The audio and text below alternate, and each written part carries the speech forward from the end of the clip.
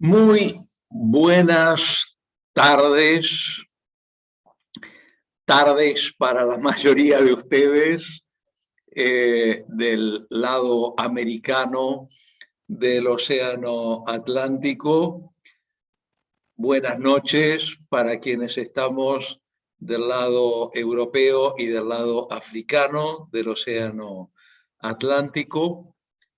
Y como seguramente tenemos también queridas alumnas y alumnos del programa de doctorado de la República Popular China. Entonces, buena mañana para ellos y para ellas. Hoy, como director del Departamento de Ciencias Sociales de la Facultad de Derecho de la Universidad de Buenos Aires y como codirector del Máster en Cultura Jurídica de la Universidad de Girona, en Cataluña, donde me encuentro en este momento, tengo una alegría muy grande, por varias razones.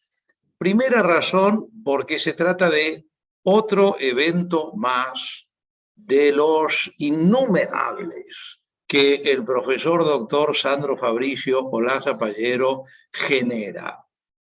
Porque tiene una capacidad el profesor Sandro de generar encuentros académicos de excelencia que realmente es difícil de igualar, imposible de superar, pero muy difícil de igualar o de acercarse siquiera. Es impresionante el número y además la calidad de los encuentros que genera el profesor Olaza Pallero. Esto por un lado. Por otro lado, porque se encuentran aquí para exponer, aparte de Sandro, dos queridos profesores de la Facultad de Derecho de la Universidad de Buenos Aires, que ambos son brillantes y en el caso particular del profesor Eduardo Méndez, me une una amistad de muchos años y además somos copartícipes del muy pequeño y reducido grupo que viene desde hace mucho tiempo cuidando la memoria de ese gigante nuestro que fue Carlos Cosio y que ha tenido una mala suerte extraordinaria en cuanto a su recuerdo, a la preservación de sus ideas en nuestra Facultad de Derecho. Nuestra Facultad de Derecho de la Universidad de Buenos Aires ha sido realmente dueña de una ingratitud monumental con relación a Carlos Cosio. Una falta enorme, enorme de consideración y de respeto hacia uno de los más importantes filósofos que hubo en el mundo jurídico en el siglo XX. Es increíble que la figura de Carlos Cosio sea una figura indiscutiblemente valorada en Estados Unidos, en Europa, en Italia, en España, y sea una figura desconocida muchas veces en las cátedras de filosofía del derecho de la República Argentina y de la propia Facultad de Derecho de la Universidad de Buenos Aires, donde él estudió y donde él se doctoró. Entonces, realmente esto es algo que aparte siempre me ha molestado y ha sido uno de mis temas de conversación, hemos tenido otros también, pero ha sido uno de mis temas de conversación con Eduardo a lo largo de muchos años, de muchos años. Eduardo, hace poco, ya poco, bueno, el tiempo pasa rápido, ¿no? Incluso hizo colocar una placa, decir, bueno, a ver, vamos a recurrir a los elementos ornamentales y demás para recordar a esta figura, porque no puede ser, no puede ser, no puede ser que, la verdad, yo sé que ya no se hacen más monumentos de bronce. Se han quedado ahí algunos señores con monumentos de bronce, ninguna señora, por cierto, no tenemos ninguna estatua de ninguna mujer en la facultad, pero se han quedado ahí algunos señores ahí con su estatua de bronce y varios bustos de barbas y demás, y caras enhiestas, narices rectas como la imponente de Dalmacio Vélez Sarsfield, pero no tenemos nada de Cosio, ¿no? Y esto me duele porque, por ejemplo, en la Facultad de Medicina tienen muchas estatuas y bustos de los grandes médicos de esa misma época, ¿no? Y nosotros no tenemos, la verdad, y me da mucha lástima. La figura de Jiménez de Azúa es una figura que siempre me ha, en lo personal, apasionado, y creo que los dos coincidían en muchas cosas. Posiblemente lo que menos vamos a encontrar en coincidencia en la práctica son aspectos políticos, pero posiblemente fue lo menos importante en ambos. Ninguno de los dos va a ser recordado por sus particulares posturas políticas. Van a ser recordados por muchos otros aspectos, pero no por sus particulares posiciones políticas. A veces a los argentinos nos cuesta muchísimo trabajo entender que lo político puede no llegar a ser tan importante. Somos capaces de gestionar pandemias políticamente, lo cual es asombroso. Pero a veces sobredimensionamos lo político.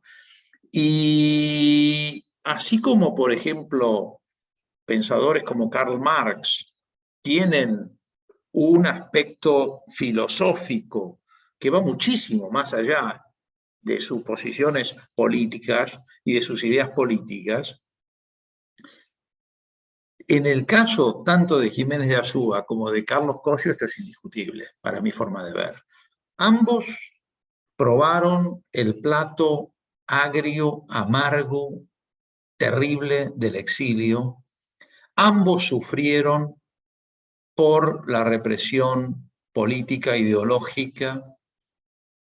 Ambos pensaron lo que no se debía pensar, entre comillas, en su momento.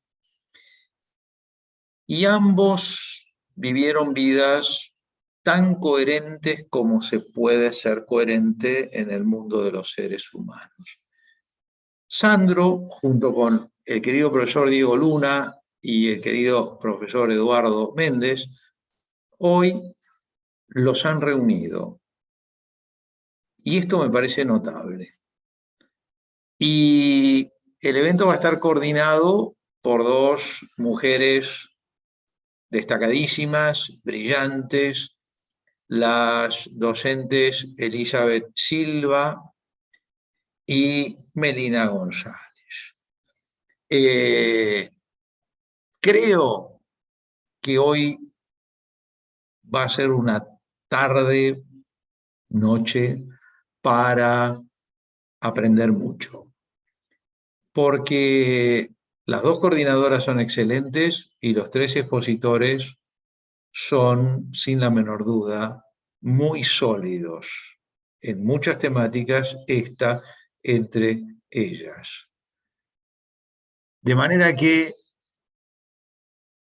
aparte, es muy simbólico esto de un pensador argentino y un pensador español, y estamos algunos en España y otros en Argentina, pero también hay gente acá que estoy viendo de varios países más.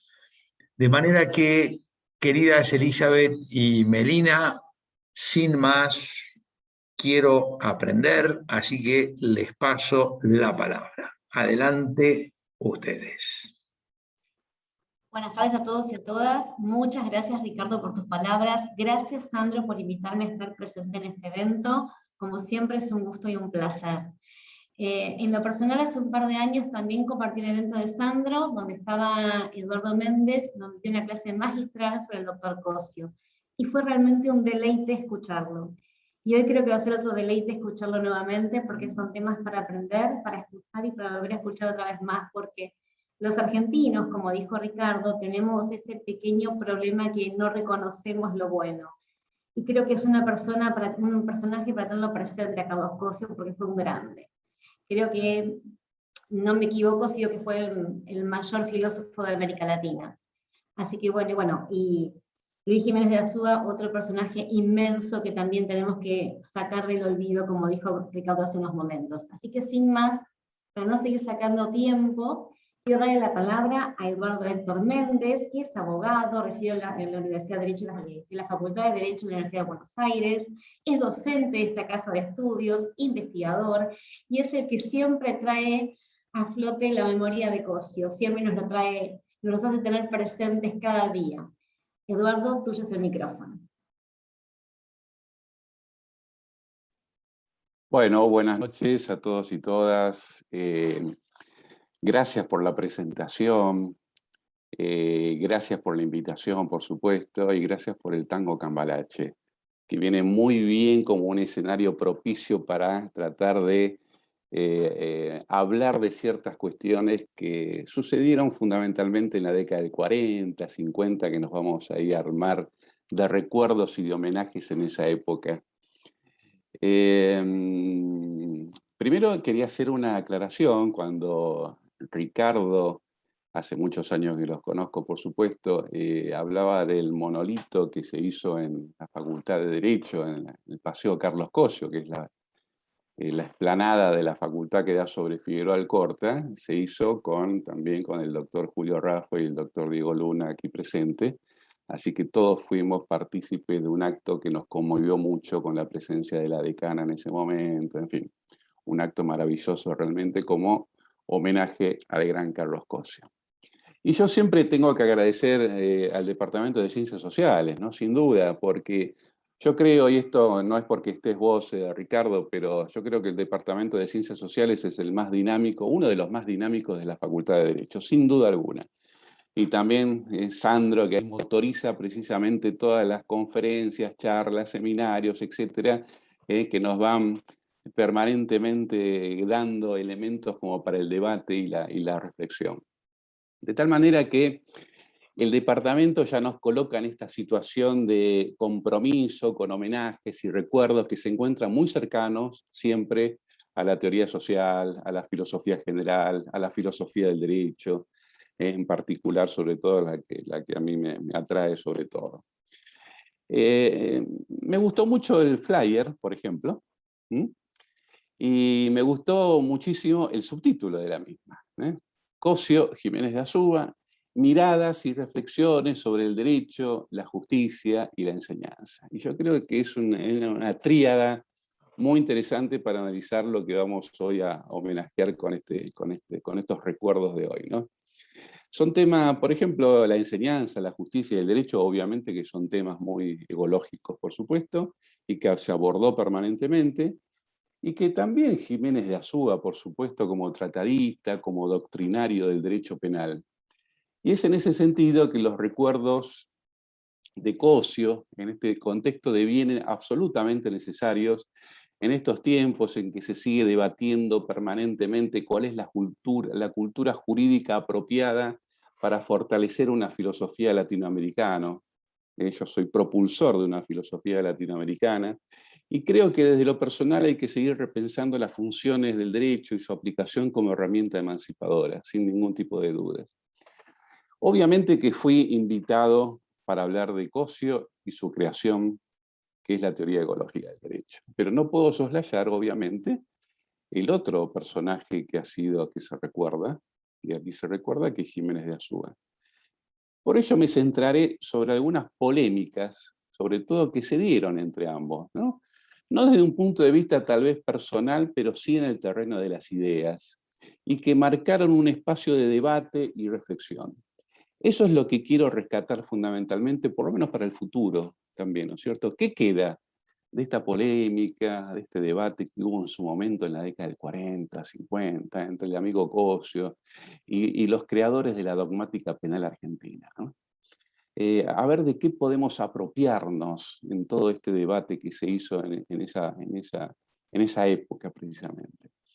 Aclaro desde ya que no voy a aprovechar el escenario para describir puntualmente todas las aristas que dividieron ambos pensamientos, desde la dogmática penal, porque excedería el llamamiento, pero desde el punto de vista informativo me parece absolutamente apropiado y necesario mencionar el hecho en la que creo que está en debate la incorporación de la problemática del sujeto en los horizontes de la teoría social.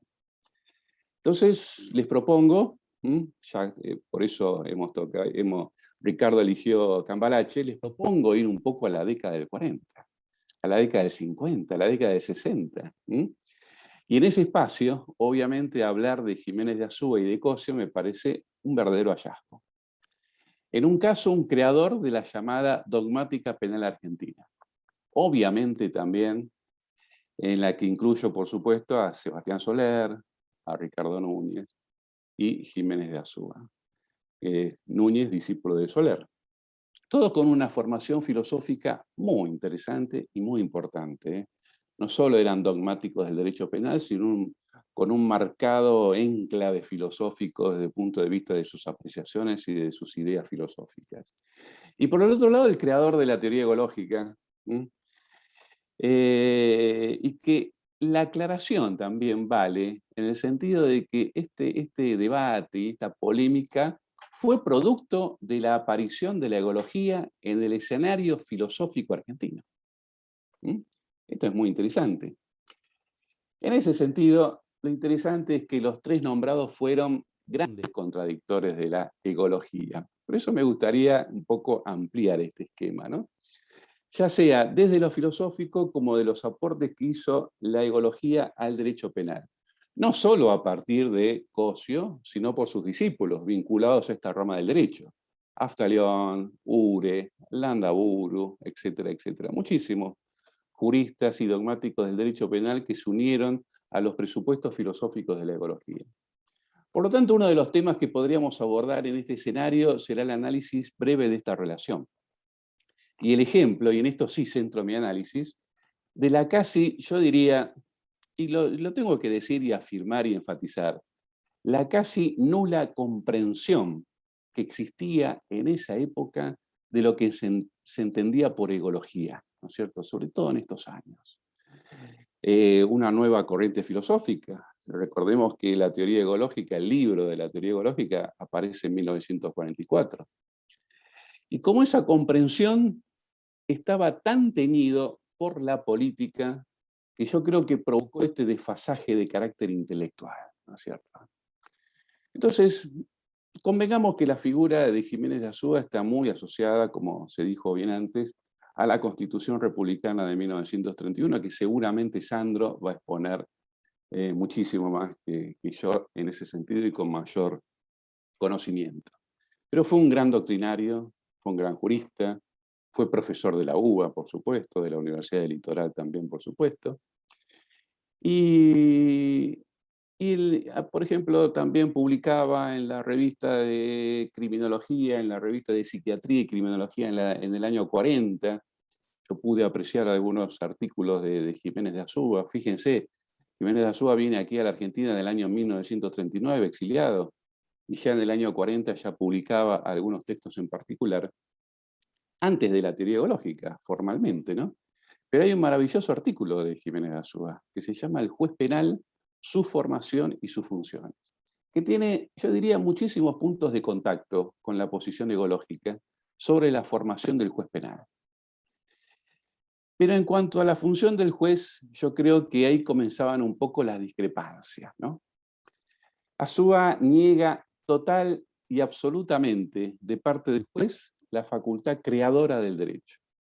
Ahí tenemos un tema muy interesante para el análisis en el siglo XXI, que se sigue debatiendo permanentemente toda esta cuestión de carácter filosófica. Por ejemplo, Jiménez de Azúa decía que se debe vitalizar la ley inerte, con lo cual personalmente estoy de acuerdo, pero sin creación judicial, decía. Me pregunto, en ese supuesto, de qué manera se puede vitalizar una norma jurídica, pero a su vez negando la función creadora del derecho, del juez, por parte del juez. Esta discrepancia yo creo que fue el origen, seguramente Diego va a ampliar algunas cositas de esta problemática, y de su encono de su verdadero encono contra la ecología. En la misma revista que yo menciono acá del año 40 hay una especie de debate y de opiniones entre Jiménez de Azúa, Cosio, Molinari, etc. Pero en definitiva, la ecología estaba creciendo en esa época, se estaba desarrollando. Y la pregunta que nos podemos hacer es por qué la ecología provocó esta perturbación académica frente a un grupo de dogmáticos del derecho penal. ¿No es cierto? Y esta es una característica propia de la egología. Perturbar el pensamiento académico, sin ningún tipo de duda. Y obviamente que la dogmática penal estaba en este diálogo, a veces no muy científico, si se quiere, pero estaba esta perturbación que provocaba la egología. Por eso hay que señalar algunas características de Carlos Cosio y su creación, que es la teoría egológica. Cuando hablo de teoría egológica, hablo estrictamente del plexo del pensamiento egológico, no solo de algunas opiniones de Cosio, porque todas las opiniones de Cosio desde un punto de vista político, filosófico y cultural, incluso económico, son productos de su propia filosofía del derecho. No están las opiniones de Cosio por un lado y la teoría egológica por el otro, sino que es una verdadera creación de carácter intelectual y filosófico. Y yo creo que la egología significó y significa la reflexión más profunda de la ciencia jurídica, sin duda, para mí por lo menos. La egología muestra una homogeneidad y una solidez que no permite su desdén y ningún tipo de indiferencia.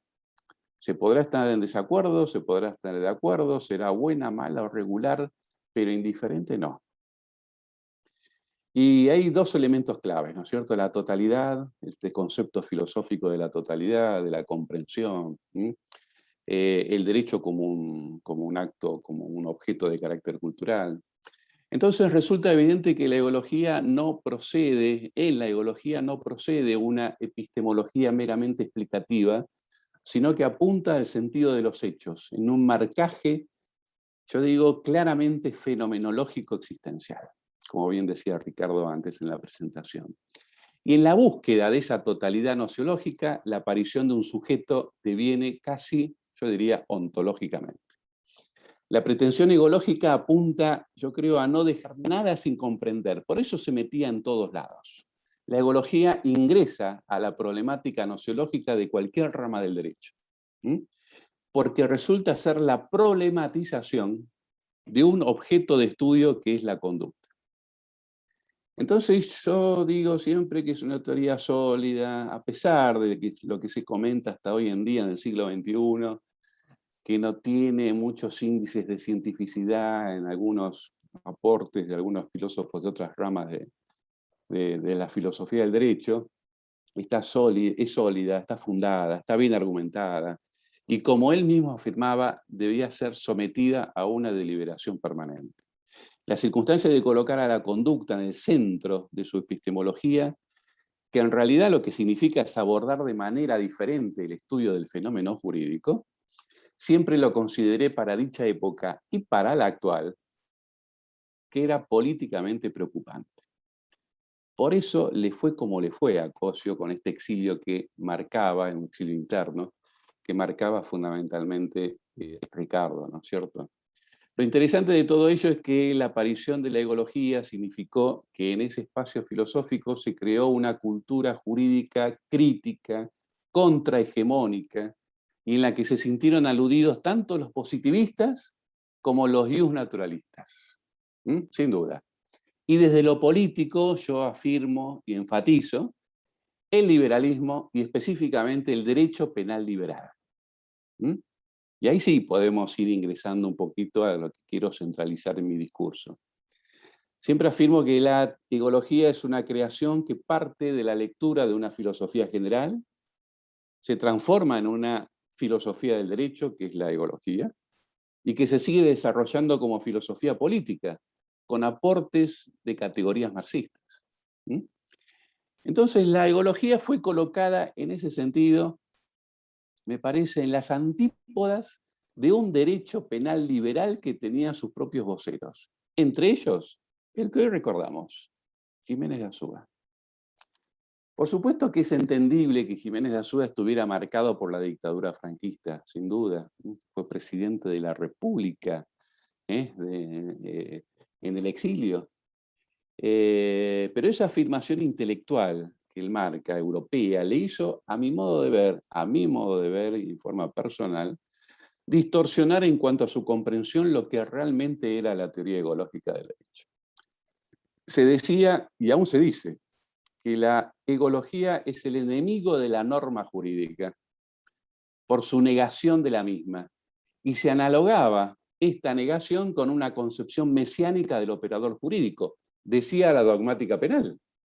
Y extrapolando el delito como estructura, que es una obra de Aftalion, que criticaba la concepción analítica del delito, dice Jiménez de Azúa, literalmente, que la misma es una tesis totalitaria del delito. Obviamente que no lo comparto, y que me parece que surgía a través de una lectura en la que no se entendió completamente lo que significaba y que significó en ese momento la aparición de la egología dentro de cualquier rama del derecho. El derecho del derecho judicial, por ejemplo, que es la brillante obra sistematizadora de los principios egológicos, se transformó en algo peligroso para la dogmática penal argentina, en una temida dictadura de los jueces. Lo interesante de todo esto es que aquí se criticaba a Cosio como mentor de ello, pero se discutía y se analizaba y se reflexionaba los aportes en Estados Unidos de Holmes, de Pound, de Cardoso, que hablaban de lo mismo de Cosio, de este escalón del operador jurídico. Entonces, por ejemplo, Núñez había publicado un pequeño opúsculo, se preguntaba, ¿debemos abandonar la manera tradicional de aplicar la ley penal, en la que se criticaba abiertamente la egología? Soler, con su tratado y sus varios libros, Fe en el Derecho, Interpretación de la Ley, Las Palabras de la Ley, que son realmente exposiciones dogmáticas del derecho penal absolutamente brillantes, pero que enfatizaban y hacían una crítica a las concepciones supuestamente totalitarias del delito que se pregonaba desde la egología. Jiménez de Azúa, en su Tratado de Derecho Penal del año 61, brillante, hermoso libro del año 61, le dedica un capítulo entero a la egología penal argentina, tal vez criticando un poco el título que le daba a Cosio su propia teoría, que era Escuela Jurídica Argentina, y en la que acusa a la egología de un extremismo que nadie ha manifestado en el campo penal, pues favorecía, lo dice claramente, y lo dice literalmente, la labor creativa de los jueces penales. Entonces yo creo que una mejor comprensión, yo creo que hubiera limado las asperezas de ese momento. Por eso yo les decía, vamos un poco a la década del 40, 50, 60, ¿no? Su defensa de la libertad, que la dogmática penal realmente creía que estaba en peligro, estaba unido a una concepción de la limitación de la esfera estatal. Pero se hacía una defensa extrema, extremis, ortodoxa, de la prescripción normativa. Era cuestión de aceptar un pensamiento novedoso, creativo, que había sido y es la egología. Por supuesto, en términos de crítica, se puede criticar, por supuesto, la egología, pero no llenarlo tal vez de términos inapropiados, productos de este prejuicio político que yo vengo mencionando. Es decir, que por un lado estaba el control del derecho desde la norma, con énfasis en el conceptualismo, y por el otro un abordaje creativo, pero no pensando solo en la norma como el principio y el final del fenómeno jurídico, sino en la búsqueda y defensa de un humanismo en el derecho y sobre todo en el derecho penal. Ahora bien, un poco ya para ir adelantando algunos interrogantes que genera todo esto, ¿no? ¿Tuvo consecuencias este quiebre intelectual entre los cultores de la dogmática penal y el pensamiento práctico de la egología? Yo creo que lo podríamos repensar y en todo caso organizar en este departamento de Ciencias Sociales para el futuro. Me parece un tema que genera el debate propio, ¿no es cierto? Esta concepción estructurada del delito que nace desde la egología. Pero además, ¿el derecho penal y el sistema penal ha mejorado en nuestro país producto de este debate? Este es el futuro, ¿no? Yo creo que la respuesta es negativa. En concreto, yo diría que casi 60 años después de estos textos, de esta polémica, de este debate, podemos afirmar que en realidad todo empeoró. Ni las posturas, y esta es una opinión personal, ni las posturas de Jiménez de Azúa nos han garantizado más justicia y libertad, ni la teoría egológica era la representación del mal. Entonces, esta disputa de pensamientos subsiste, creo que hasta hoy.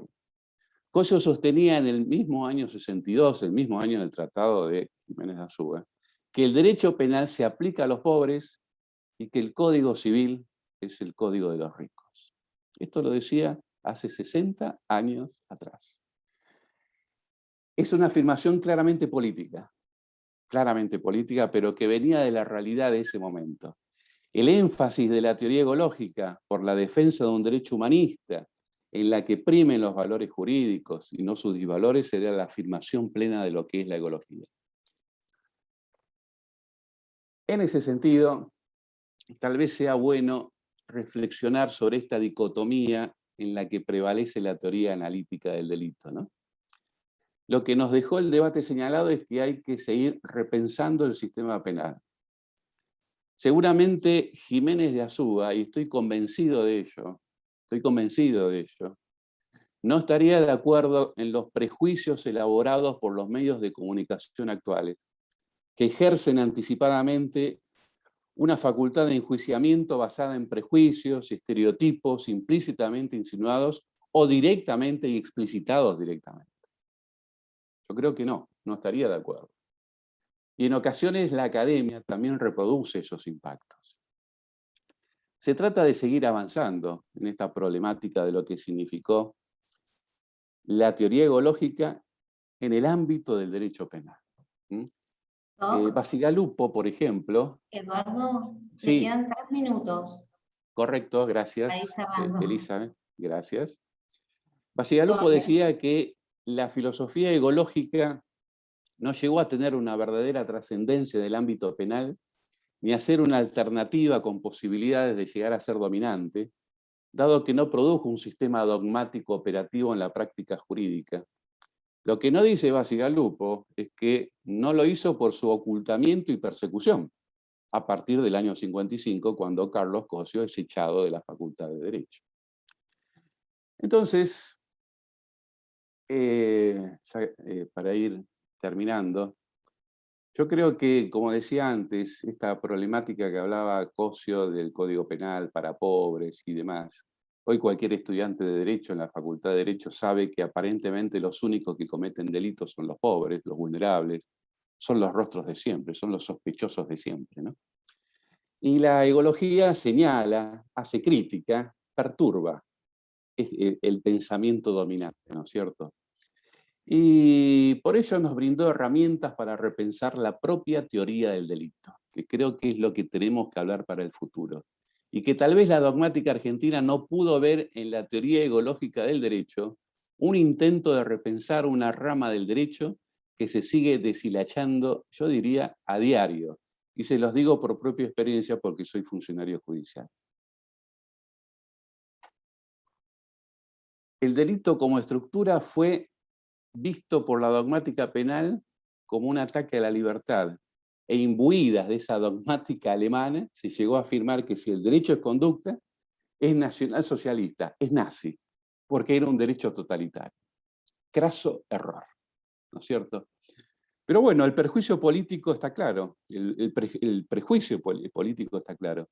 Había que sustraer a la teoría egológica del medio, y en ese sentido volvió Kelsen. Porque se decía también, y eso lo dice Jiménez de Azúa también, que la teoría egológica era una desviación vernácula de la teoría pura del derecho. Así que, en ese sentido, yo creo que el principal aporte que dio y que da la egología es el puntapié inicial para una nueva cultura jurídica que yo sigo afirmando y enfatizando a través de todas las charlas, seminarios y convenciones que me invitan y demás, en la que no se privilegie el aparato conceptual, sino el conocimiento de lo humano en su materialidad reconstructiva, ¿cierto?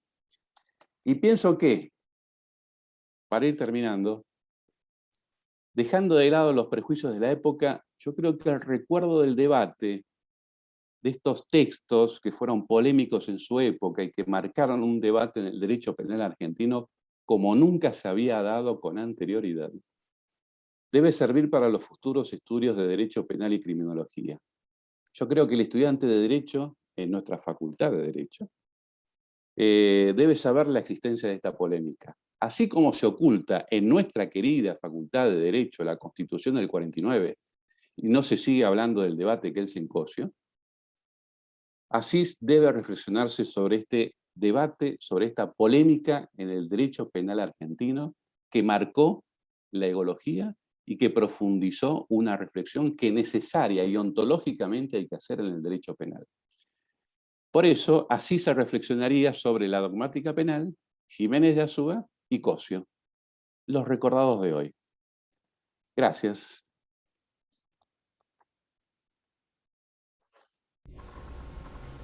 Muchísimas gracias, profesor Eduardo Méndez. La verdad que un placer poder escucharlo y aprender con usted. No quería dejar de sumarme a los agradecimientos a Ricardo por sus palabras, a Sandro por la invitación y bueno, no les quiero robar más tiempo.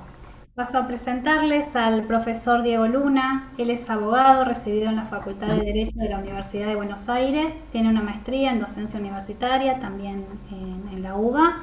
Actualmente es doctorando en Derecho y docente de esta facultad. Diego, te paso la palabra.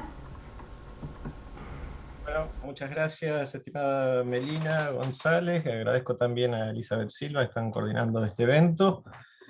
Quiero empezar también agradeciendo al profesor Rabinovich y al profesor Sandro Lazo Pallero, especialmente por la invitación que me ha causado de manera personal. Hemos compartido varios eventos en esta virtualidad forzada por las circunstancias, pero que nos vemos la hora de que se vuelva a la presencialidad para poder estrechar algún abrazo y compartir algo un poco más ameno, pero que tiene estas ventajas también de compartir con Eduardo Méndez, con Sandro, en diversas locaciones del mundo, con público que también está más acá y más allá de la frontera de nuestro país, con lo cual esto es muy valioso y seguramente de alguna manera ha llegado para quedarse, aunque deseamos volver a algún grado de normalidad, probablemente estos mecanismos de comunicación a distancia los vamos a seguir manteniendo de alguna manera y posibilita a bajo costo, con el solo acceso a Internet, que no todos lo tienen, pero muchos sí, poder mantener estos diálogos transfronterizos que se han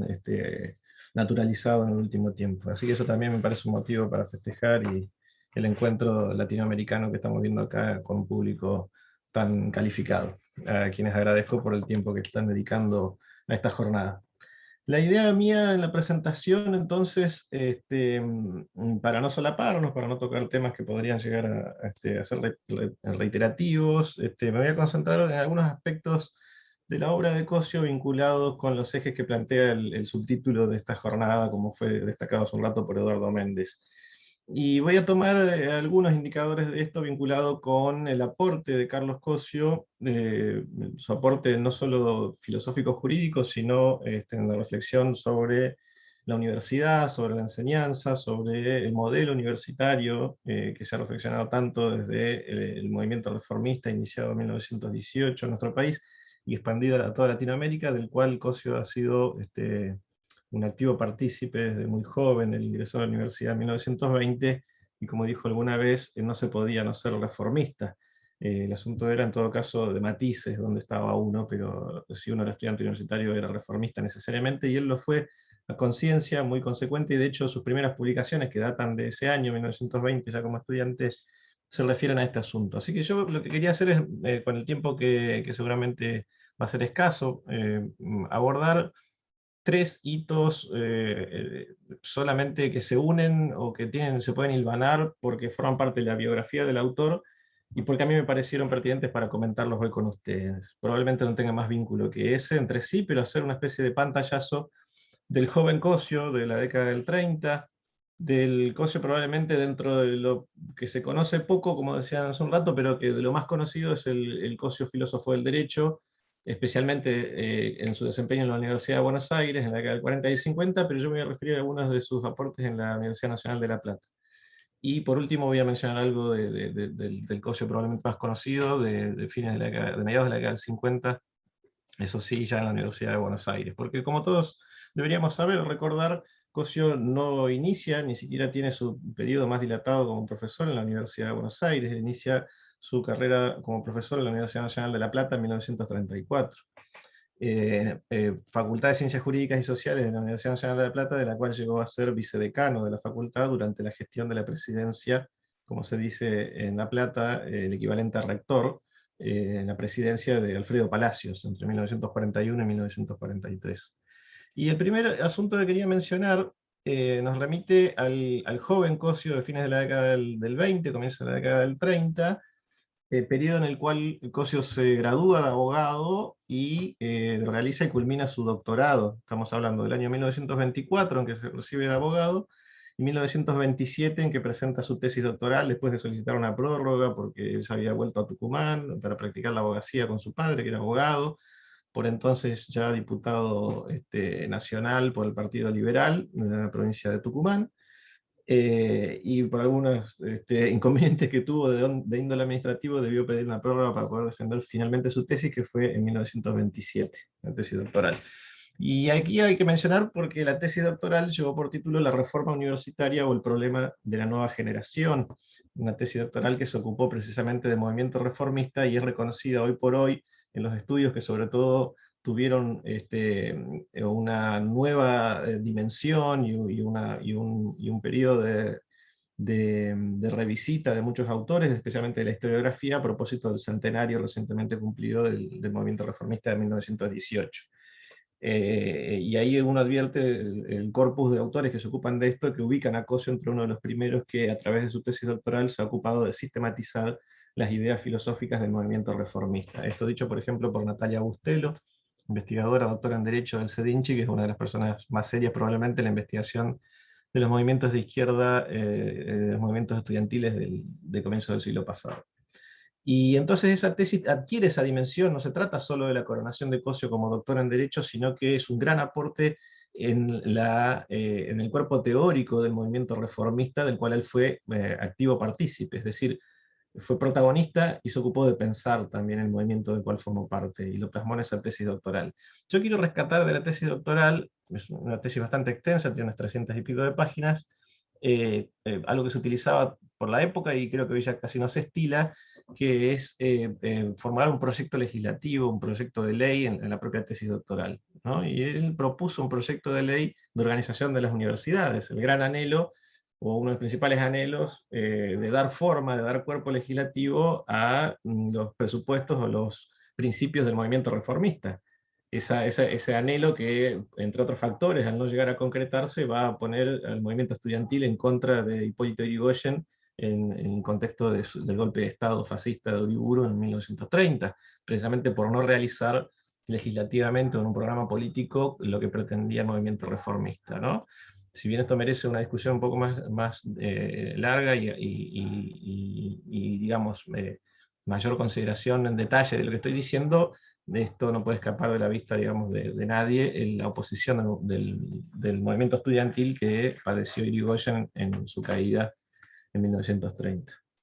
Y decía entonces que recuperaba un aspecto solamente de aquella tesis doctoral, que fue el aspecto vinculado con la gratuidad universitaria. Como se sabe, no va a llegar sino hasta 1947, con el decreto de supresión de aranceles, y era un anhelo del movimiento reformista de hacía muchas décadas ya, para entonces. Y Cosio en 1927, su tesis doctoral, plantea la gratuidad absoluta de la enseñanza universitaria. No estaban dadas las condiciones, ni políticas, probablemente financieras, esto habría que discutirlo, pero no estaba dado el contexto todavía, eso seguro, para la implementación de la gratuidad universitaria, bandera que hoy todos estamos dispuestos a seguir defendiendo. Y no obstante, lo plantea lisa y llanamente en la gratuidad absoluta de la enseñanza en el proyecto de ley universitaria que él plantea. Esto va a ser retomado por su padre, evidentemente esto es un hallazgo que yo quería compartir con ustedes a partir de una investigación que he realizado, en un proyecto de ley que presenta en 1921. Dije que él para entonces ya era diputado desde 1928, tenía mandato hasta el 32, va a quedar trunco por el golpe de Estado de 1930, de junio del 30, y él propone en 1929 lo que va a ser el primer proyecto de ley, ¿sí? Con estado parlamentario ingresado por la Cámara de Diputados, de organización de las universidades con perfil reformista, y que va a incorporar la cláusula de la gratuidad universitaria. Voy a leer lo que decía el proyecto de Pedro Cosio, el padre de Carlos Cosio, insisto, diputado del Partido Liberal por la provincia de Tucumán, y decía lo siguiente: el Consejo Superior establecerá la gratuidad absoluta de la enseñanza universitaria para los alumnos cuando los recursos de otro origen de que dispongan sea bastante para cubrir el presupuesto de la universidad. Fíjense el condimento, ¿no?, que tenía esto, que no era gratuidad absoluta, sino cuando los recursos propios permitan sostenerla, lo que no es lo mismo, es decir, proponía una gradualidad hacia la gratuidad. Probablemente eso, si se implementase, podría ser que se dilatara el tiempo o no llegase nunca a concretarse. Estaba sujeto a una condición. Pero la particularidad de esto es que esta cláusula del proyecto de Pedro Cosio Padre toma, si uno compara los textos, el articulado del proyecto de ley de la tesis doctoral de su hijo. Para entonces era su joven y brillante hijo Carlos Cosio, y nadie más, por ahora. En ciernes, el gran filósofo que iba a ser, ¿no? Filósofo del derecho especialmente. Pero quizá eso explique por qué el diputado Pedro Cosio no cite en los fundamentos del proyecto de ley de 1929 de dónde toma la fuente. Es evidente que la toma de la tesis doctoral de su hijo, porque en los fundamentos del proyecto de ley también aparecen expresiones, argumentos que uno encuentra en la tesis doctoral de Carlos Cosio. Hasta ahí puedo llegar mi indagación, no puedo decir ni arrojar ninguna hipótesis biográfica acerca de cómo habrá ocurrido esto, pero está claro que esto es así si uno mira los textos, y el proyecto de ley fue presentado a sola firma del diputado del Partido Liberal por Tucumán, Pedro Cosio. Que hay que decir, por otra parte, un dato biográfico, que compartía banca con el Partido Liberal en la Cámara de Diputados, nada más y nada menos con otro diputado del Partido Liberal, pero por la provincia de Mendoza, Julio César Raffo de Larreta, historiador, sanmartinista y abuelo de mi maestro y director de mi tesis doctoral, Julio Raffo, que va a ser uno de los principales discípulos de Carlos Cosio décadas después. Una coincidencia meramente anecdótica que no quería dejar de mencionar. Esto es lo que quería mencionar de Cosio de la década del 20, de la década del 30, de la historia posterior es conocida. No voy a hacer más alusiones acerca de la cuestión de la gratuidad de la enseñanza universitaria, pero sí lo quiero mencionar porque también va a ser algo que después a Cosio se le va a achacar, como bien lo mencionó Eduardo Méndez y también el profesor Rabinovich, sobre la persecución política que va a caer sobre él, acusándolo de cosas absolutamente falsas, ¿sí? Entre ellas, por ejemplo, haber apoyado al gobierno peronista por haber celebrado la gratuidad, cosa que él sostenía desde 2 décadas antes. Por eso es importante señalar también estas cuestiones, ¿no? El otro hito que quería mencionar, y le pido también a las moderadoras que en todo caso me avisen si se me va acortando el tiempo, espero que me alcance, es, decía yo, el de la década del 40, ¿no? Ya lo tenemos a Cosio, profesor de Filosofía del Derecho de la Universidad Nacional de La Plata, está desarrollando la teoría gológica, comienza en la década del 40, como ya fue mencionado, aunque el libro con ese título se publica en 1944, la teoría gológica nace más o menos en 1940 y 1941, y para entonces Cosio ya es Cosio, por decirlo de alguna manera, ¿sí? En 1939 ya es invitado por Kelsen a ser codirector de la revista que él dirigía en Checoslovaquia. Cosio ya tiene una dimensión internacional para entonces, y cuando accede Alfredo Palacios a la presidencia de la Universidad Nacional de La Plata en 1941, Cosio es designado vicedecano de esa Facultad de Ciencias Jurídicas y Sociales. En ese contexto es que Cosio reelabora una obra que también era de aquellos años de los 30, de 1930, cuando él se puso a pensar el plan de estudio de abogacía, que así se llamó esa monografía que publicó en 1933. Y se pone a reelaborarla porque en ese movimiento reformista en el que él estaba involucrado desde siempre, y lo estuvo hasta el fin de su vida. Piensen ustedes que el último artículo que publica Cosio, que ya se publica de manera póstuma, en 1987, se refiere a la cuestión universitaria, en la revista Lecciones y Ensayos. Y él le dedicó siempre una preocupación a esto, paralela a su ocupación de la filosofía del derecho. Y decía entonces que en esos años se organiza desde la Universidad Nacional de La Plata un gran congreso que se denominaba Congreso de las Universidades Latinoamericanas, ¿sí? Para tratar todos los temas que involucraban el movimiento reformista, no solo argentino, sino también latinoamericano. Piensen especialmente las repercusiones que tuvo en México y en Perú, las dimensiones que tenía el movimiento reformista. Esto lo rescato, fíjense ustedes, de la tesis doctoral de Osvaldo Graciano, tesis doctoral en historia sobre la izquierda argentina y los intelectuales reformistas de la primera mitad del siglo pasado. Y lo voy a citar brevemente a Graciano, esta tesis publicada por la UNCI en el año 2008, perdón. Fíjense lo que decía, ¿no?, de aquel congreso, cuyo comité organizador estaba a cargo de Carlos Cosio, Francisco Romero y Enrique Astalión, bajo la gestión de la presidencia de Alfredo Palacios. El congreso lo organizaba la Universidad Nacional de La Plata. El temario del Congreso era un verdadero registro de las cuestiones que preocupaban a los universitarios socialistas y reformistas en general de aquellos años. El mismo giró en torno de la función que las casas de estudio debían desempeñar en el seno de los países latinoamericanos, tanto de impulsar la enseñanza humanista como la investigación científica y la profesional, pero también en reflexionar sobre el lugar del humanismo en la sociedad. Uno de sus temarios se concentró en el papel que la universidad y sus egresados debían desempeñar en la sociedad y en su vinculación específica con la esfera del poder político. Por último, el tema que cerraba el Congreso, se propuso discutir la cuestión de la identidad histórico-cultural latinoamericana, el papel de la enseñanza superior en su tarea específica y de creación cultural, y de la necesidad de arbitrar mecanismos permanentes que permitieran coordinar los esfuerzos para promover los vínculos entre las universidades latinoamericanas. Esto era nada más y nada menos que el movimiento latinoamericanista de la expansión del movimiento reformista universitario. No era, digamos, algo menor lo que planteaba el Congreso en el contexto de la época. Lamentablemente el asunto, y esto también quería mencionarlo a propósito de la fecha en la que hoy nos encontramos, una fecha que se sigue resignificando. Cuando muchos de nosotros éramos jóvenes todavía se le decía el Día de la Raza, al 12 de octubre, y Cosio siempre le dio mucha importancia a la concepción latinoamericana de sus ideas, de su pensamiento y de la filosofía jurídica que desarrolló.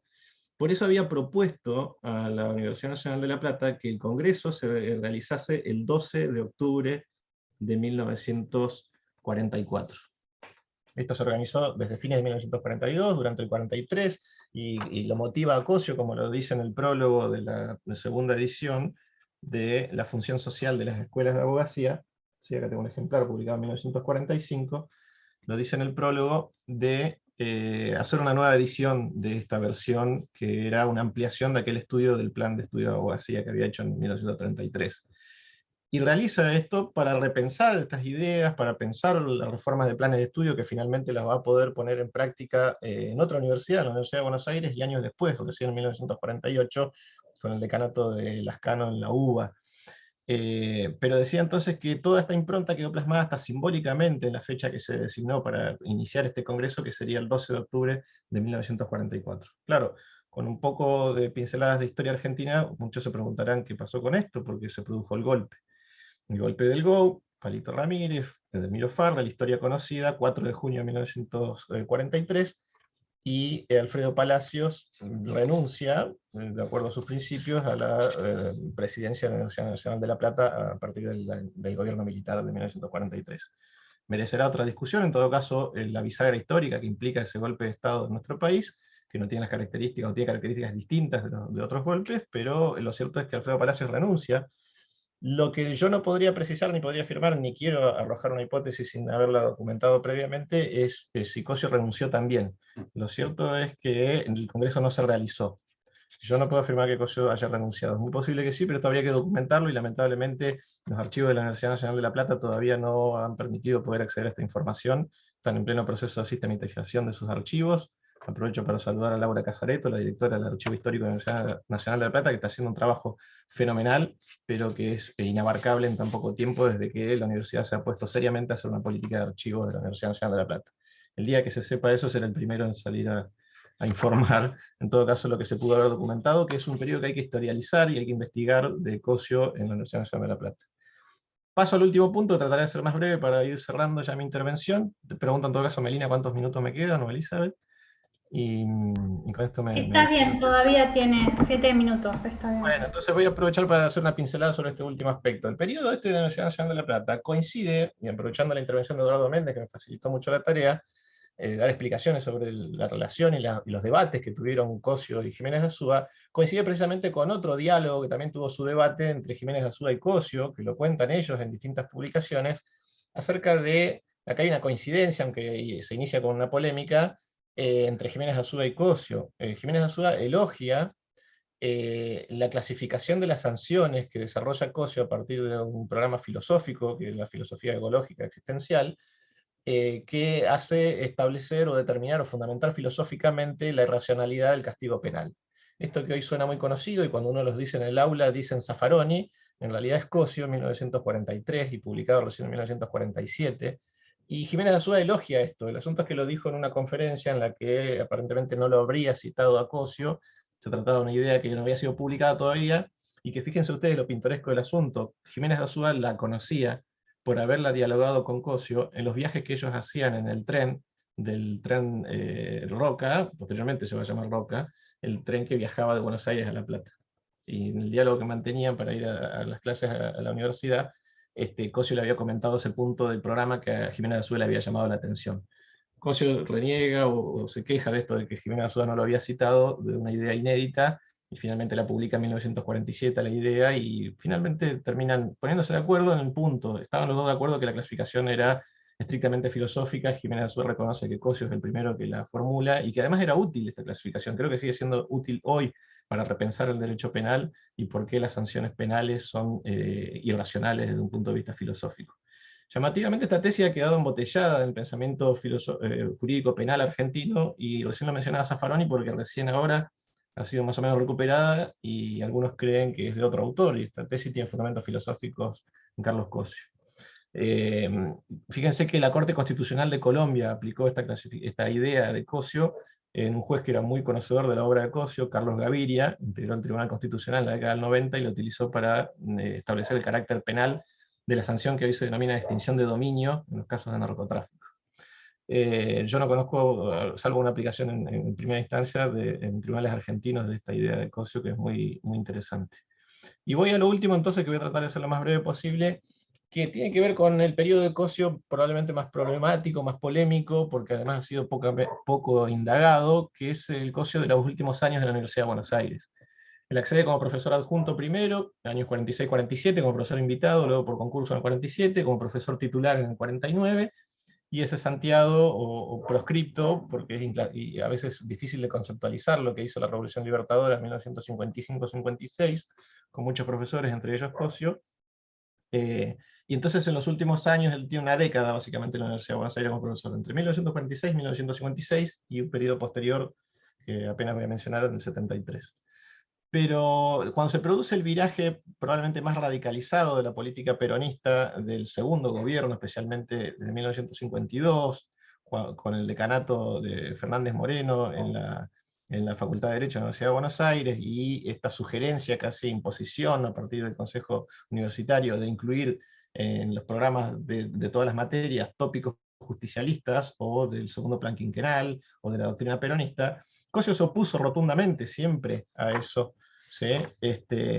Y lo va a decir en varias publicaciones, y además está documentado en los archivos, en los archivos de la Facultad de Derecho de la Universidad de Buenos Aires, en las que cuando se impuso esta doctrina, Cosio hizo caso omiso, y cuando vino la Revolución Libertadora y dijo que había que suprimir eso, Cosio dijo: yo no tengo nada que suprimir, porque uno mira los programas y él sigue enseñando filosofía del derecho.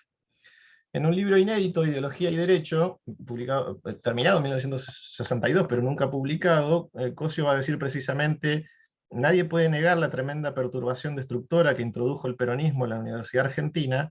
Todo lo que se diga es poco, y mejor que nadie lo sabemos los que dentro de ella luchamos por salvar la independencia de las cátedras, oponiendo la investigación a la política, la verdad a la ideología, la dignidad a la sumisión. Este es Cosio en 1962, un Cosio que se aproxima al marxismo, como dijo Eduardo Méndez, y que había sido siempre crítico del peronismo ortodoxo. Él lo dice en una carta de 1972 a Ramón Capella, en que él criticaba el peronismo, pero por otras razones distintas de que criticaba el liberalismo que va a llevar el golpe del 55 adelante. Él lo criticaba por izquierda, por decirlo de alguna manera, por no haber hecho una reforma agraria, por haber entregado la educación a la Iglesia Católica, como fue la ley de educación sancionada durante el peronismo, por ejemplo, por haber negado la participación política en la universidad, como fue la ley universitaria sancionada durante el peronismo en 1947, etc. El acercamiento al peronismo de Cosio va a ser el peronismo de izquierda en la década del 70, comienzo de los 70, y él dice: ahí están mis jóvenes amigos, entre los cuales estaba el joven Julio Raffo, peronista precisamente de la tendencia de izquierda del peronismo.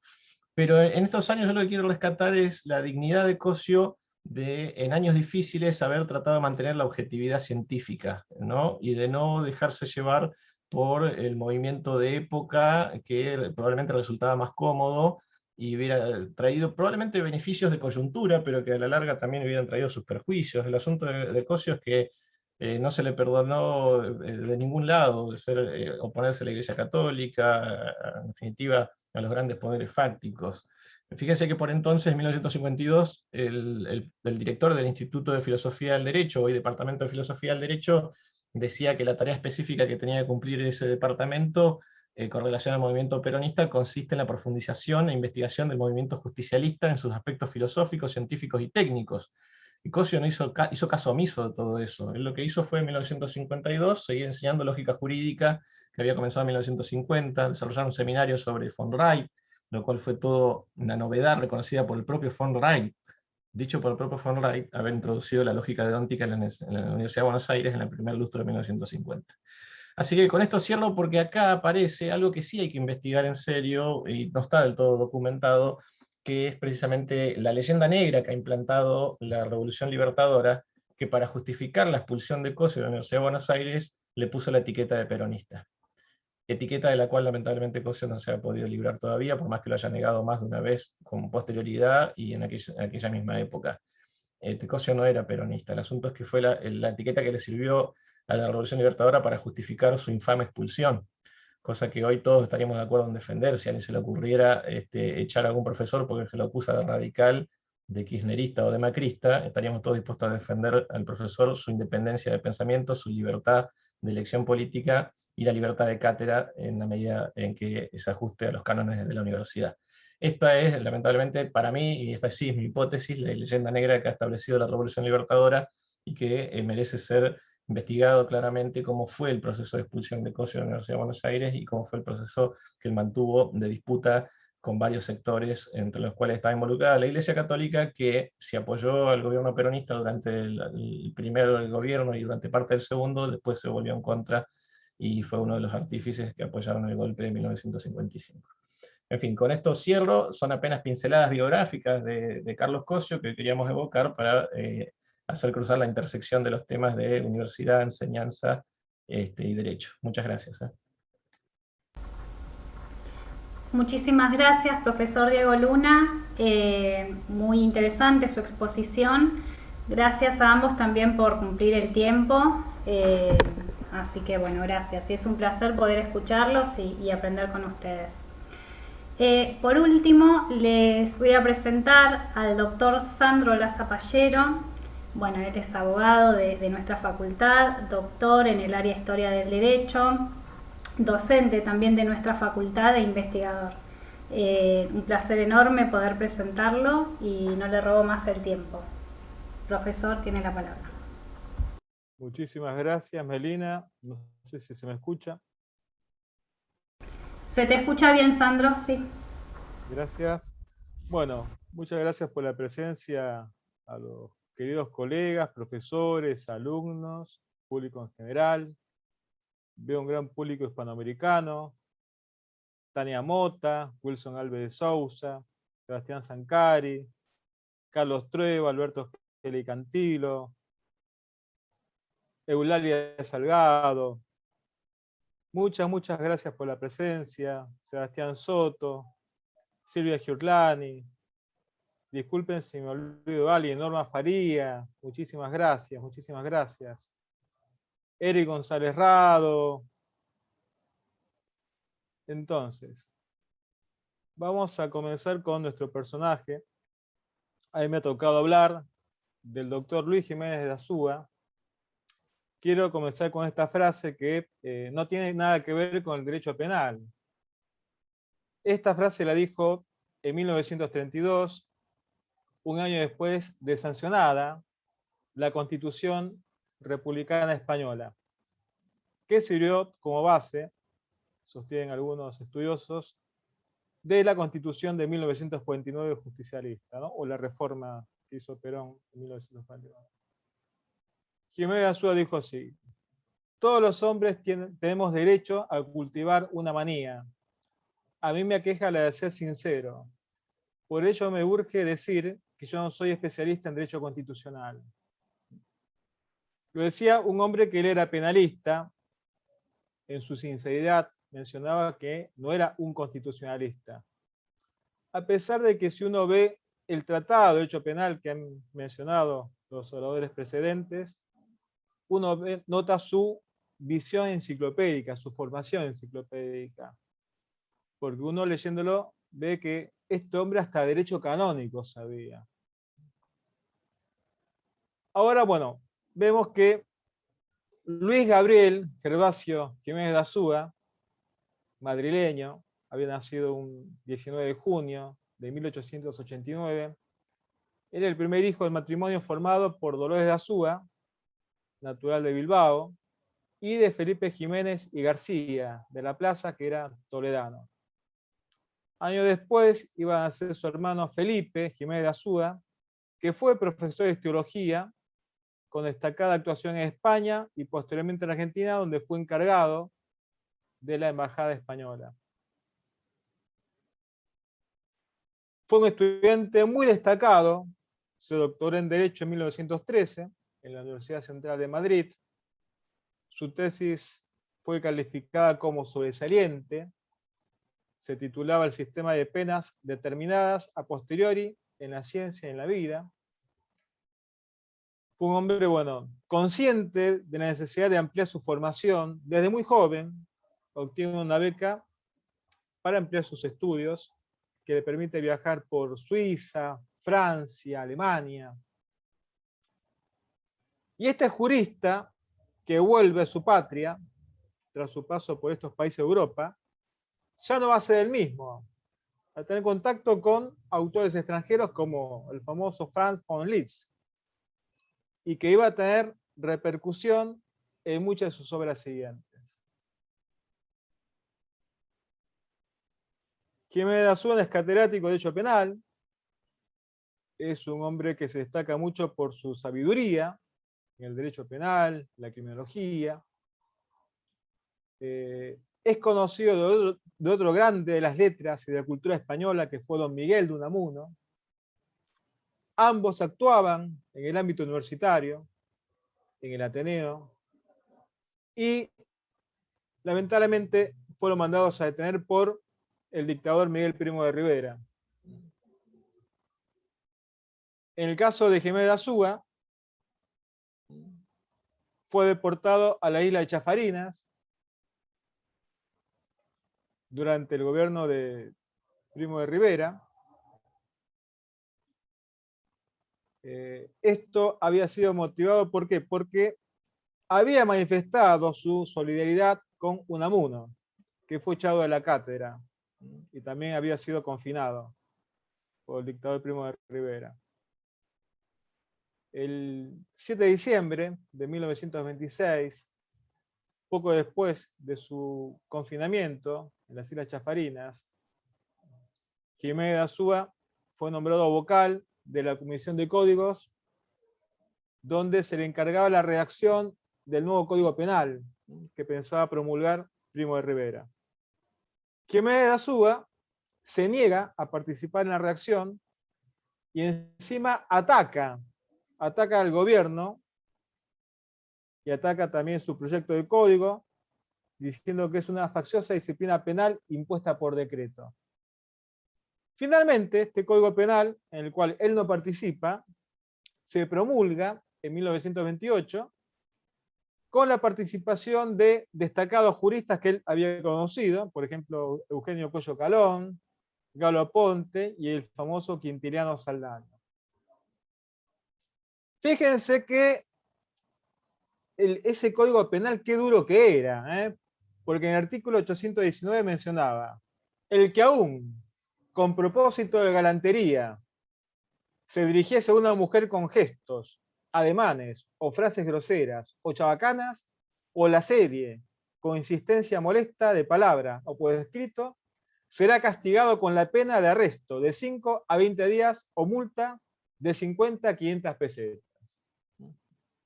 Un código bastante duro, ¿no?, para la época.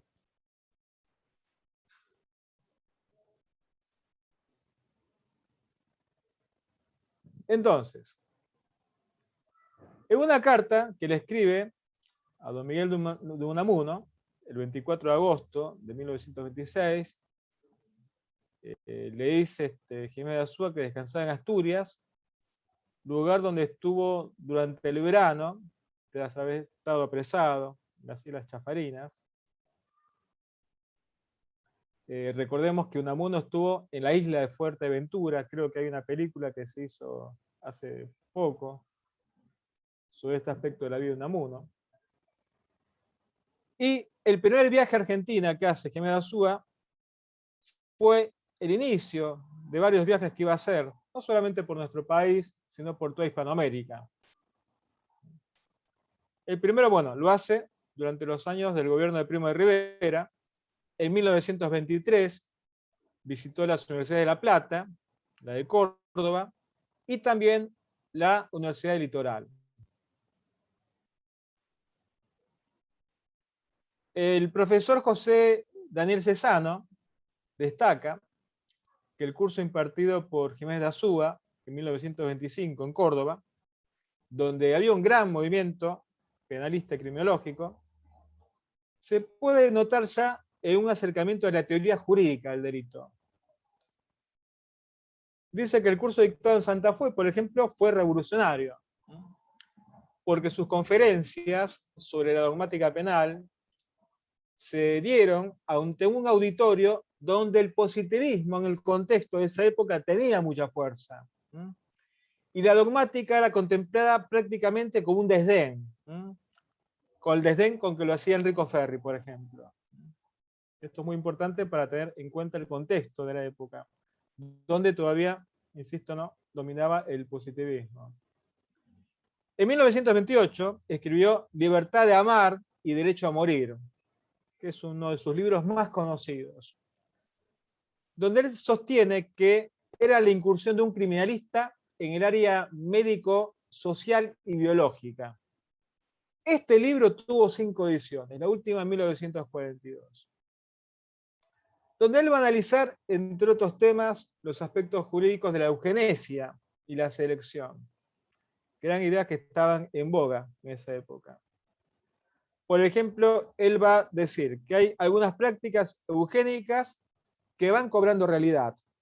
Por ejemplo, el famoso certificado prenupcial. Dice Jiménez de Azúa que se exige en América y que tímidamente va entrando en Europa. Las leyes asexualizadoras que debutan en Indiana, dice él, en 1907, como una manera de impedir la herencia de las enfermedades mentales y de tendencias delincuentes. Se imitan en otros estados de Yanquilandia, textual, como él dice. Y después por numerosos estados europeos. En el último viaje a Argentina, fue testigo del golpe militar del general José Félix Uriburu y de las intervenciones universitarias. Recién el doctor Diego Luna hablaba, bueno, de la reforma. Bueno, esta es una reacción contrarreformista, justamente, ¿no? El golpe de Uriburu, la intervención famosa a las universidades nacionales. Que esto conlleva la renuncia de profesores, persecución de estudiantes como Mero Mansi, Arturo Jaureche. Y también lo positivo que es la entrada en política de muchos de sus colegas que se afilian al socialismo y a la Unión Cívica Radical como formas de salvar las instituciones. Esto se iba a repetir también en la España, con la llegada de la Segunda República. Jiménez de Azúa ingresó al Partido Socialista Obrero Español, y en un reportaje que le hace el diario El Sol de Madrid, en julio de 1931, él dice que siempre sus ideas fueron socialistas. Con esto quiere remarcar que nunca fue un oportunista, que siempre fue un socialista. Como dijimos al principio, fue autor de la Constitución de la República Española en 1931, luego fue elegido diputado por el Partido Socialista en las elecciones de 1933 y en las de 1936 por Madrid. Estos años en que es legislador causa que disminuya su producción académica. La Constitución de 1931 es muy interesante. Por ejemplo, el artículo 15 mencionaba que correspondía al Estado español la legislación y podría corresponder a las regiones autónomas su ejecución en lo penal, en lo social, en lo comercial, en lo procesal. Y hablaba de algo interesante, ¿eh? Por esto digo las coincidencias con la Constitución de 1949 de Argentina. Socialización de riquezas naturales y empresas económicas. Por ejemplo, decía que España es una república democrática, de trabajadores, de toda clase, que se organizaba un régimen de libertad y de justicia. Todos los españoles son iguales ante la ley. No iba a haber fundamentos de privilegios jurídicos, la naturaleza, la afiliación, el sexo, la clase social, la riqueza, las ideas políticas, ni por creencias religiosas. Solo se castigarán los hechos declarados punibles por ley anterior a su perpetración. Qué interesante todo esto que plasmó Jiménez de Azúa en la Constitución española. Por otra parte, ¿no? Al igual que un sector importante, los diputados de esa época, Jiménez de Azúa se reconoció miembro de la masonería española, ¿no? Que en esa época estaba legalizada, ¿no? Y pasaba por día de esplendor e influencia en la política. Más o menos había 5.000 miembros de la masonería metidos en la política española en ese tiempo. Y justamente la aprobación de los artículos que declararon la separación de la Iglesia, del Estado, el divorcio, la escuela laica, fueron atribuidos por la prensa católica a la intervención de la masonería, ¿no? En el ataque que le hace la Iglesia Católica.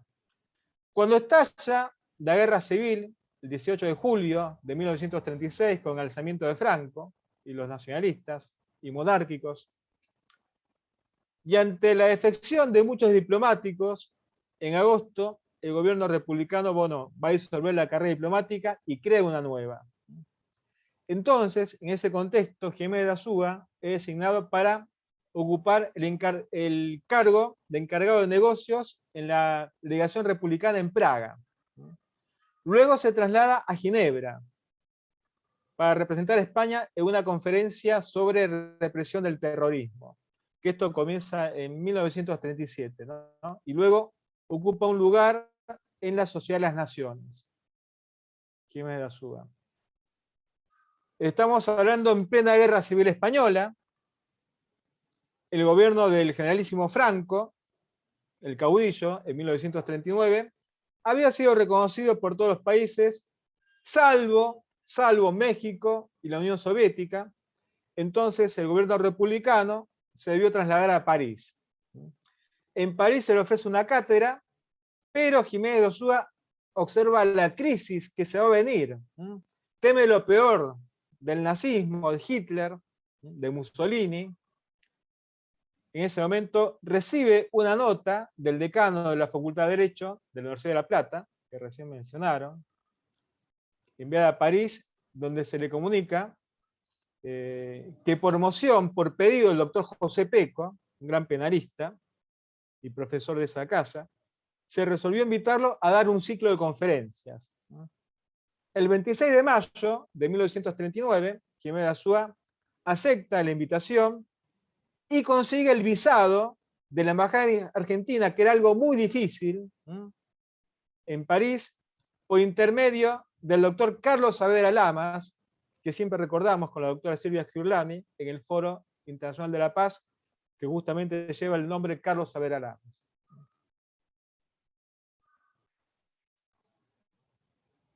Respecto a la docencia, a partir de 1932, Jiménez de Azúa va a compaginar la enseñanza universitaria con la docencia en el Instituto de Estudios Penales, una entidad muy prestigiosa, y una institución que va a cubrir el vacío de la Escuela de Criminología.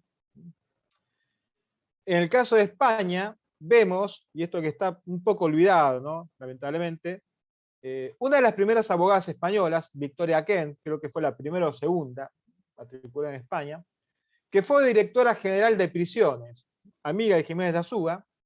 Ella creó el Instituto de Estudios Penales y le encomendó su dirección a Jiménez de Azúa, que había sido su profesor en la Universidad Central. Victoria Kent había sido amiga de otras dos precursoras del feminismo, Gabriela Mistral, chilena, y nuestra Victoria Ocampo. El objetivo de este nuevo instituto era la formación de funcionarios para la Administración de Justicia, así como la formación de profesores en Derecho Penal. Entonces, bueno, es digno de recordar este nombre olvidado de Victoria Kent, muy, muy amiga de Victoria Ocampo, insisto, y de Gabriela Mistral, y que por el triunfo de Franco se tiene que exiliar a París, y en París cambia de nombre, porque la Gestapo la persigue. Deja de tener correspondencia con sus amigas, con Victoria Ocampo y con Gabriela Mistral, y adopta otro nombre, porque peligraba la vida de Victoria Kent. Ahora, en los primeros trabajos de Jiménez de Azúa, nosotros vamos a observar influencia del positivismo italiano.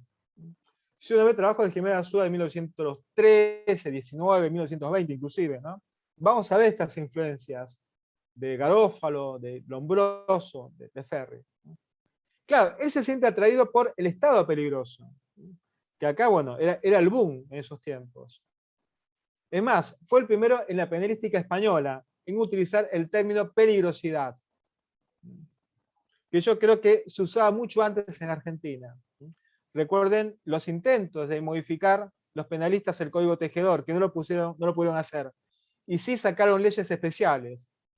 La ley de residencia, la otra ley de 1909, por la cual se expulsaba a los extranjeros indeseables también. Entonces, sin embargo, a pesar de la consideración de algunos autores o estudiosos, no se puede afirmar que Jiménez de Azúa adhiriera abiertamente al positivismo. El mismo Jiménez de Azúa lo debe desmentir cuando el penalista chileno Pedro Ortiz lo califica de un positivista arrepentido. Ahora, para Jiménez de Azúa, el derecho penal está destinado y está limitado, ¿no?, a garantizar públicamente los intereses protegidos por el derecho, con el fin de justicia, mediante una sanción punitiva o que asegure, y no es el derecho penal propiamente dicho el disciplinario, sino el administrativo y el fiscal, dice Jiménez de Azúa. Es interesante esto, ¿no? Porque él va a decir que no va a negar que el derecho penal disciplinario es un conjunto de normas que asocian a las infracciones de naturaleza administrativa en que interviene la potestad jerárquica, con una sanción, bueno, que reviste el carácter de pena. Pero se afirma, dice Jiménez de Azúa, que ese ordenamiento disciplinario se debe separar claramente del derecho penal propiamente dicho, ¿no? Eso dice Jiménez de Azúa en su Tratado de Derecho Penal. Ahora, él va a sostener, respecto al derecho penal del trabajo y corporativo, atención con esto, ¿no?, que se había hablado mucho del derecho penal del trabajo en la Italia fascista, ¿no? Ustedes recuerdan la Carta del Laboro, famosa, ¿no?, que hizo el Duce, ¿no?, Benito Mussolini, como parte del derecho penal corporativo. Que algún otro autor ha sostenido, bueno, que Perón se basó en esta famosa Carta del Laboro, según algunos autores, ¿no? Y iba a decir, ¿no?, que en verdad, dice Jiménez de Azúa, como observa Florian, con su prudencia de costumbre, y su no desmentida enemiga, ¿no?, por todo lo autoritario, las producciones sistemáticas sobre el asunto, fueron muy escasas. Sin duda porque aún no se puede determinar con precisión la unión entre el derecho penal y el derecho corporativo, dice Jiménez de Azúa. Porque, bueno, el concepto de este derecho corporativo es muy oscilante, muy controvertido, ¿no? Y las fórmulas de este pretendido derecho corporativo se anularon al caer el fascismo en 1945, dice Jiménez de Azúa. Por lo tanto, desaparece el ligamen con el derecho penal, ¿no? Esto es muy, muy interesante también, que no se habla mucho tampoco. Después, Jiménez de Azúa, en su Tratado de Derecho Penal, habla también de la Escuela del Derecho Puro, la Escuela de Vienesa, que ha sido mencionada por los doctores Méndez y Luna, ¿no?, que dirigía Hans Kelsen, que tuvo repercusión, reformadores en Argentina, reconoce él, como Carlos Cosio, donde hacen aplicaciones de la teoría biológica al derecho penal. Va a decir Jiménez de Azúa que el fundamento de esta nueva teoría, opuesta a la teoría tradicional, va a ser un modo de concebir la función de la norma jurídica, muy diferente de la aplicable para solucionar conflictos, según, bueno, lo estiman los juristas ortodoxos. Que es un poquito, bueno, lo que decía Diego recién, ¿no? Muy interesante. Pero Jiménez de Azúa va a decir que el otro riesgo de la teoría biológica es su parentesco, probablemente inconsciente, dice él, con el derecho penal totalitario del nazismo. Y él dice que bastará para comprobarlo leer cuánto se dirá luego sobre el arma punitiva del nacionalsocialismo. Y él menciona a Mayer, a Mecher, ¿no? La ley escrita es imperfecta, dice, y no es más que guía práctica para el juez. La última decisión sobre lo justo y lo injusto no puede tomarse de ninguna regla escrita. Esa es la crítica que hace Jiménez de Azúa. Cuando llega el peronismo al poder, ¿no?, presenta la renuncia en la Universidad de La Plata. Y, por supuesto, sí, su renuncia se funda en motivos políticos. Acá tenemos que aclarar que en un primer momento no se muestra crítico con Juan Domingo Perón. Pero a los pocos meses en que Perón asume el poder, sí hace un giro Jiménez de Azúa y se nota su gran aversión hacia la figura de Perón y hacia su ideología también. Fíjense ustedes que en febrero de 1949 rechaza el ofrecimiento de trabajar en la Universidad de Tucumán, diciendo que él jamás va a trabajar en alguna universidad argentina mientras Perón estuviera en el poder.